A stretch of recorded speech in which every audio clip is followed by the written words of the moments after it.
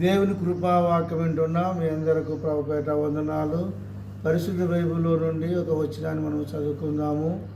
రోమీలకు రాసిన పత్రిక 5వ అధ్యాయము 12వ వచనాన్ని చదువుకుందాం. ఇట్లుండగా ఒక మనిషిని ద్వారా పాపము ద్వారా మరణమును లోకములో ఎలాగూ ప్రవేశించును, అలాగునే మనుషులందరూ పాపము చేసినందున మరణము అందరికీ సంప్రదాయము ఆయను. ఇక్కడ చూసినట్టయితే ఒక మనిషిని ద్వారా పాపము ద్వారా మరణమును లోకములు ఎలాగ వచ్చునో, ఒకే మనిషిని ద్వారా పాపము వచ్చింది.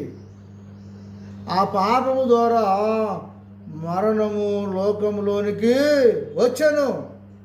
ఆ మనుషుడు ఎవరి వల్ల ఈ లోకంలో ఉన్న మనుషులందరూ చనిపోతూ ఉన్నారు?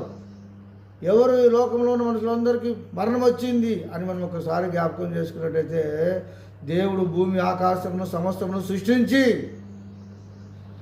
ఈ భూమిని ఏలడానికి, ఈ భూమిని చైతపరచడానికి దేవుని రూపంలో ఆదాముని సృష్టించి అతని గాఢ నిద్ర కలగజేసి పక్కటెముకను విరిచి వాళ్ళిద్దరికి పెళ్లి చేసి వాళ్ళు ఏ పని చేయకోకుండా వాళ్ళు లక్షణంగా ఏదోని తోటలో పండ్లు తినుకుంటూ మీరు బతకండి అని చెప్తే, అన్ని పండ్లు తినండి, అగో ఈ మధ్యలో ఉన్న ఒక పండు మాత్రం తినొద్దండి, ఈ చెట్టు పండు తినొద్దండి అని దేవుడు చెప్పిపోతే వాళ్ళు తినవద్దన పండునే తిన్నారు. తిని ఆజ్ఞ మీరారు, ఆజ్ఞాతికమే పాపము చేశారు. ఆ పాపం వలన మనందరి మీద వచ్చింది. ఆ పాపం వలనే మనకి మరణం వచ్చింది. లేకపోతే దేవుడు ఇంకా ఏమిచ్చునో,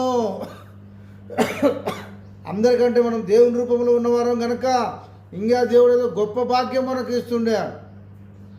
ఆ ఒక్క మనిషిని ద్వారా పాపం వచ్చింది. పాపం ద్వారా మరణము లోకంలోనికి వచ్చి ఉన్నది. ఆదాము మొదటి మనిషి వల్ల మనకి పాపం వచ్చాడు మనము చూస్తున్నాం. అలాగే కింద వచ్చిన చదువుకుందాం. మనిషిని ద్వారా పాపము చేసినందున మరణము అందరికీ సంప్రదాయము ఆయను. చూసావా?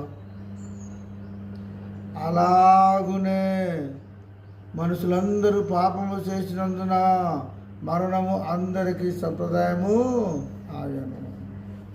ఆ రోజు నుంచి ఈ రోజు వరకు మనుషులందరూ ఏదో విధంగా పాపము చేస్తూ ఉన్నారు. ఏదో ఒక విషయంలో పడిపోతున్నారు. నేను మంచోని, నేను మంచి భక్తుని అనేవాడు వాడిలో కూడా జన్మపాపం ఉంది. ఏదో ఒక పాపం వాడిలో ఉంది. ఆ పాపం వల్లనే మనందరికీ ఏమొచ్చిందంటే మరణము వచ్చినట్టు మనము చూస్తున్నాము. కాబట్టి నీవు ప్రభుని నమ్ముకున్నట్టయితే, ప్రభా నా పాపను క్షమించమని దేవుని దగ్గర ఒప్పుకున్నట్టయితే, నువ్వు నిజమైన దేవుడు అని మనం నోటితో ఒప్పుకున్నట్టయితే, నా కొరకు నువ్వు మరణించి సమాజేవుడి తిరిగి లేచావని మన హృదయం విశ్వాసం ఇచ్చినట్టయితే మనకు రక్షణ కలుగుతుంది. ఈ మాటలు దేవుడు దీవించునుగాక. ఆమేన్.